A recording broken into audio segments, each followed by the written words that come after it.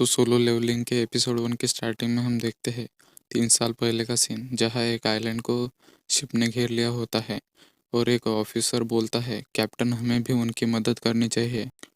और कैप्टन बोलता है, हमारे हथियारों से उन चीज़ों को कोई फर्क नहीं पड़ता, हमें उसके लिए उन हंटर पर ही भरोसा करना होगा।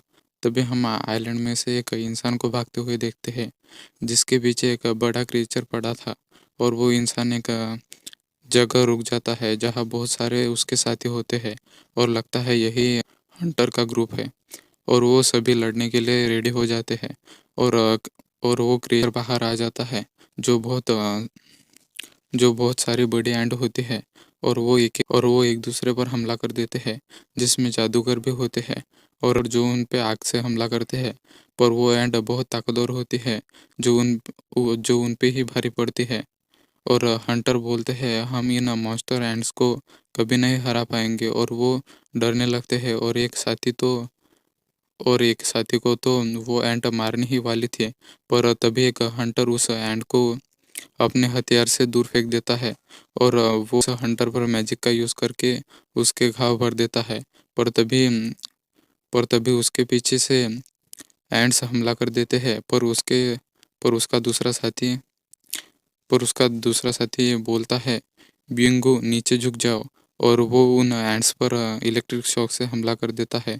और तभी उसका तीसरा साथी भी वहाँ आ जाता है और वो साथ में उन एंड्स की धुलाई करने लगते हैं। और वो तीनों यस रैंक हंटर होते हैं। जहाँ एक साथी बोलता है, बिंगो तुम ज़्यादा ही आगे चले आए थे। और बिंगो बोलता है, माफ़ करना, मैं कुछ और लोगों को बचा रहा था, पर मुझे पता था कि तुम दोनों मुझे बचा लोगे। और तभी उनके सामने सफ़ेद कलर की एंट आ जाती है और वो दोनों बोलते हैं, ये इन बाकी एंट्स की बॉस लगती है। और वो बिंगो को बाकी घायल लोगों की मदद करने बोलते हैं और वो दोनों उस एंट से लड़ने चले जाते हैं, जहाँ वो साथ मिलकर उस एंट को जल्द ही मार देते हैं। तो जंगल से बहुत सारी वाइट एंट्स आ जाते हैं और वो बोलते हैं, लगता है कि ये वाइट एंट्स भी उनकी बॉस नहीं है। और दोनों अपनी पावर बढ़ा लेते हैं और तभी वो उनसे लड़ने लगते हैं। तभी मिस्टर चोई बोलता है, लगता है कि वो टाइम पर पहुंच गए थे, तो चलो अब हम भी शुरू करते हैं। और मिस्टर चोई के साथी बोलते हैं, हम रेडी है। और चोई उन एंट्स पर अपने पावर से आग से हमला कर देता है और वो रेड एंट्स जल जाते हैं। पर उन वाइट एंट्स को कुछ नहीं होता और मिस्टर चोई अपने बाकी साथियों को उन एंट्स पर अटैक करने में भेजता है और वो सभी लड़ने लगते हैं। और 10 साल पहले का एक पोर्टल ओपन हो गया था, जो दो दुनिया को जोड़ता था। अब उस गेट के अंदर बहुत सारे मॉन्स्टर और क्रीचर रहते हैं और उस मॉन्स्टर पर गोलियों और बाकी किसी भी हथियार का असर नहीं होता। और जिनके पास स्पेशल पावर आई है, वही उन मास्टर से फाइट कर सकते हैं, ही हम हंटर बोलते हैं। और उनके स्पेशल पावर के वजह से उन्हें S A B C D और ई रैंक में डिवाइड कर दिया है।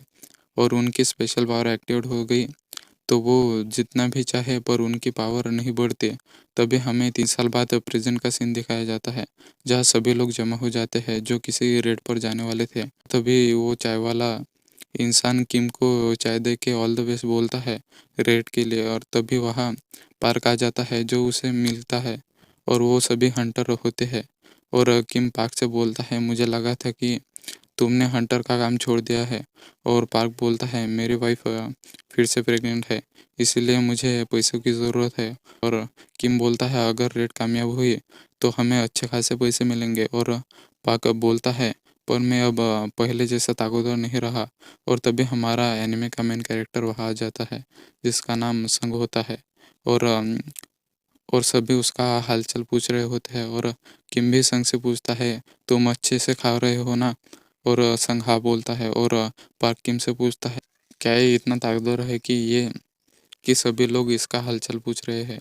और किम बोलता है, इसका बिल्कुल उल्टा है, ये बहुत कमज़ोर है। और तुमने हंटर का काम छोड़ने के बाद इसने हमें ज्वाइन किया था और वो इतना वीक है कि एक ई रैंक मिशन में भी उसे हॉस्पिटल में जाना पड़ा। और अगर ये यहाँ है तो मिशन ज़रूर आसान होगा। और पार्क बोलता है, तो ये बात है। और किम बोलता है, इस बात को ख़त्म करते हैं वरना वो सुन लेगा।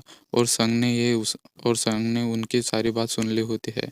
और वो बोलता है, पर उनकी बात सच है, मैं बहुत कमज़ोर हूँ। तभी एक लड़की जूही उसे बोलती है, क्या तुम्हें फिर से चोट लगी है?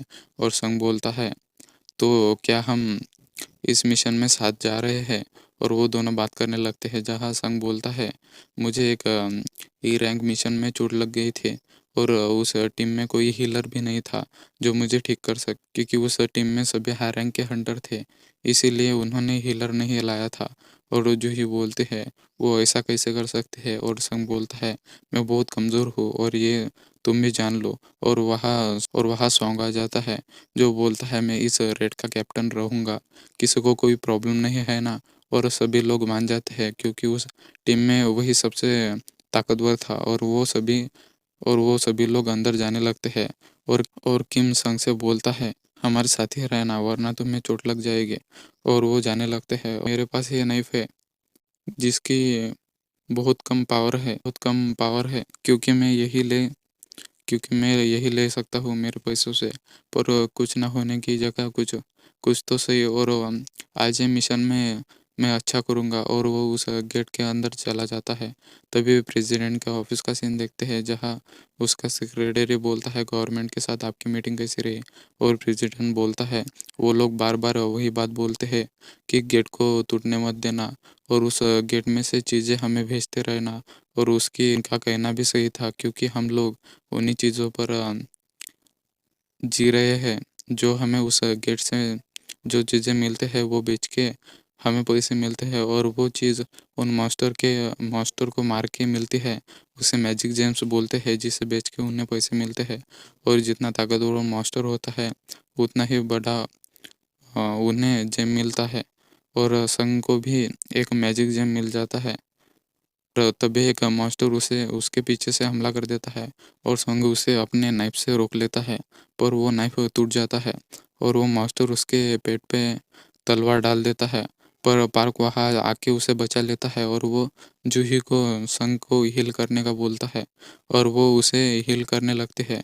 और संग के बाकी साथी उन मास्टर से डट के लड़ रहे होते हैं। और प्रेसिडेंट बोलता है, जो मैजिक जेम जितना ताकतवर होगा उतने ही ताकतवर उनसे हथियार बनाए जाएंगे ताकि ताकतवर मास्टर को हराया जा सके। और गवर्नमेंट इन क्रिस्टल का यूज़ करके नई एनर्जी क्रिएट करना चाहती है जो पॉल्यूशन फ्री होगी। इसीलिए हमारे लिए हंटर की हंटर्स कीमती है। और यहाँ वो सभी मिलके उन बॉस को मार देते हैं। और जो ही संग से पूछते हैं, क्या तुम आगे भी ये हंटर का काम करते रहोगे? अगर तुम ऐसा ही किया तो तुम्हारे साथ इससे भी बुरा हो सकता है, तुम मारे भी जा सकते हो। और पार्क सभी को बताता है, हमें यहाँ से ज़्यादा क्रिस्टल नहीं मिले, हम ज़्यादा पैसे नहीं कमा सकते। और संग बोलता है, मुझे तो ये ई रैंक मैजिक क्रिस्टल मिला है जिसकी ज़्यादा कीमत नहीं है। क्या मैं इसके लिए अपनी जान जोखिम में डाला था? तभी उन लोगों को एक केव मिलती है जो बहुत बड़ी होती है। और वो बोलते हैं, जब जब हमने बॉस को हरा दिया तो ये जगह बंद होनी चाहिए थी।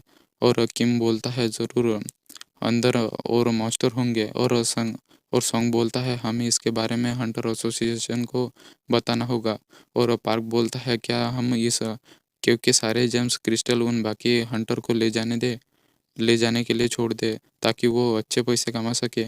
और वैसे भी ये डी रैंक डंजियन है। और किम बोलता है, इसकी वाइफ प्रेग्नेंट है, इसे पैसे की बहुत ज़रूरत है, तो हमें जाना चाहिए। और सॉन्ग बोलता है, वहाँ बहुत खतरा हो सकता है, तो हम वोट करते हैं। और आधे अंदर जाने का बोलते हैं और आधे वापस जाने का बोलते हैं।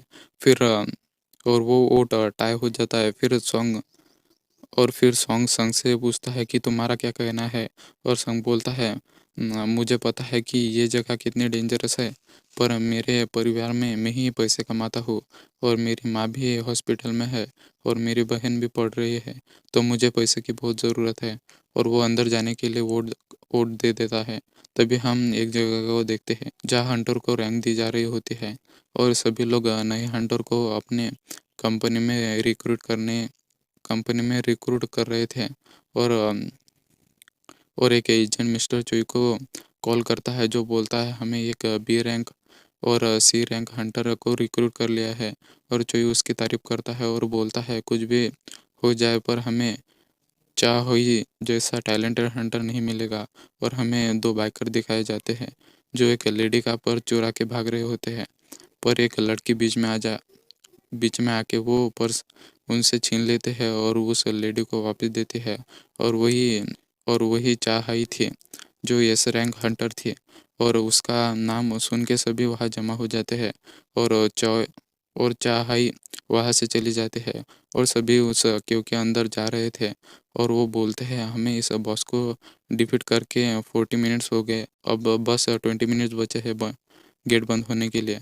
और संग जूही से माफ़ी मांगता है, उसकी वोट की वजह से उन्हें अंदर आना पड़ा। और जूही उस पे चिल्ला देती है कि अगर तुम्हें वो तलवार थोड़ा भी ऊपर लग जाती तो तुम मारे जाते, और फिर भी तुम यहाँ अंदर आने के लिए उतावले हो गए। और संग उससे माफ़ी मांगता है। और जूही उसे बाद में डिनर में ले जाने का बोलते हैं, उसकी माफ़ी के बदले। और जूही की वजह से ही संग बहुत मिशन में मरते मरते बचा था। और वो बी रैंक हीलर थे और वो संग की फिक्र करती थी। और वो तभी बॉस के रूम के पास पहुंच जाते हैं, जहाँ एक बड़ा गेट होता है। और वो अंदर आ जाते हैं, जहाँ उनके अंदर आने के बाद अपने आप मशाले जल जाते हैं। और उन्होंने ऐसा डंजन पहली बार देखा था, जहाँ बहुत सारे स्टैचू होते हैं। और संग को भी एक बहुत बड़ी स्टैचू दिख जाती है, जो बहुत अलग दिख रही थी।